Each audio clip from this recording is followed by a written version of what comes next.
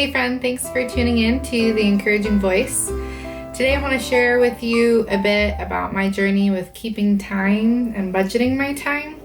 It's something that I find very difficult to do. I'm a very high I person on the DISC profile, if you know anything about that. I love adventure, I love spontaneity, I love just kind of jumping along with whatever's going on. I do love structure and I do need to know how to plan things and what things are coming up.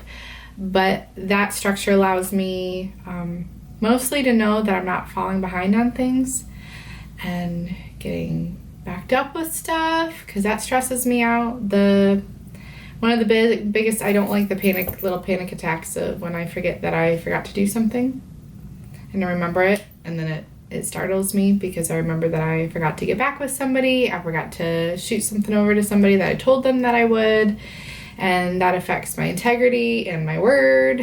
So anyhow, there's just a lot of stuff that I love to say yes to. And so if I don't write it down, if I don't budget the time, I've gotten myself into a lot of trouble.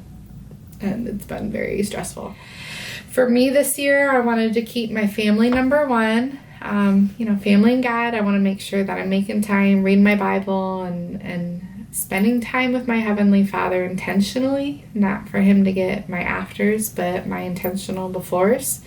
And then my family too. Regardless of the other commitments that I've made, I want my kids and my husband to know that I love them and I cherish them and that I know what's going on in their hearts. And so with my kids, I've realized this year that I really actually need to budget time for that. I mean to do it, and just because it's family, it seems like it's just going to be automatic, but oftentimes for me it's not. So we've actually planned Fridays to be our family nights, and actually incorporating our kids in with like, okay, so what do you want to do Friday night? Are we going to rent a movie online and make some popcorn and make a picnic or forts out of it, Friday night and make it fun? Or are we going to go do bowling or, whatever that may be? But for me, I literally had to put it in my calendar, but first plan out what the priority was and then plan it into the calendar and figure out how much time that's going to need and stuff. And so those are the things that it's just that upfront cost of time to sit down and plan those things and decide what your priorities are, what your goals are for the year, even for the month. Just sit down and be willing to do that exercise. It might be up here rolling around, but to write it down is going to help you commit to it, help you process it,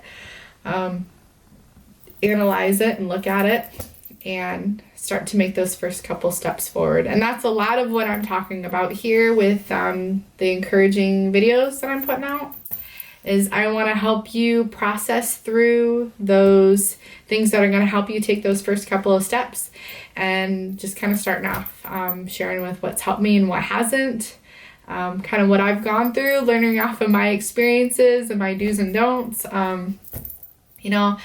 My husband and I kind of joke, come to us to learn like what not to do. We've been through a lot of debt. We've been through a lot of just marriage heartaches and kind of messing up, to start out with. We didn't do a lot of things great. We kind of had to give God back kind of the mess that we had made up and learn from those things and be patient as He sorted out all those things in us and through us. And it's been really, really good. It really, really has. So kind of recap: planning, budgeting our time. First of all, prioritizing what our goals are and what we want to get to. And I'm just looking at this year. Just look at, when I get to New Year's this year, what do I want to look back on this year and say, okay, I really reached towards these 3 different things this year, and this is how far I got, or this is how much I learned, this is how much I grew. Writing those down, committing to them, and then looking at your week and your month and deciding how those things are going to fit in and what other things maybe are using up your time that are unnecessary, or that they just maybe aren't as much of a priority as those other things that you want to bump up. And be okay with that. You're going to have people that maybe don't understand. You're going to have people that just don't really, see it the way you do. But the most important thing is that you're being obedient to God with what He's placed in your hands.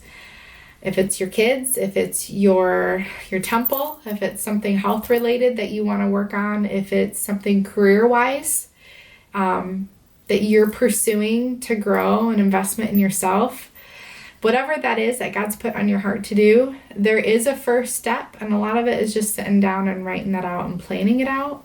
If you don't know how to plan it out and what those next steps are, I would suggest reaching out to somebody who's done it before and just starting those conversations.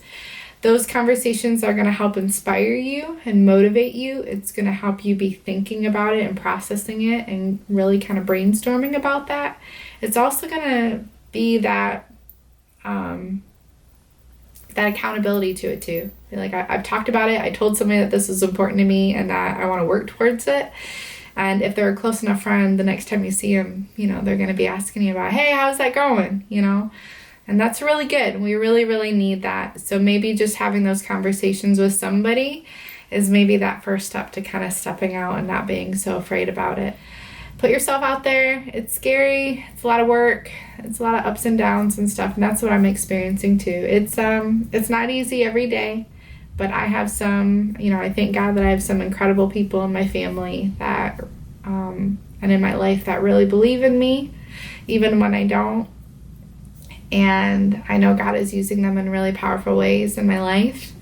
And I'm hoping that I can be used in their life profoundly, in yours.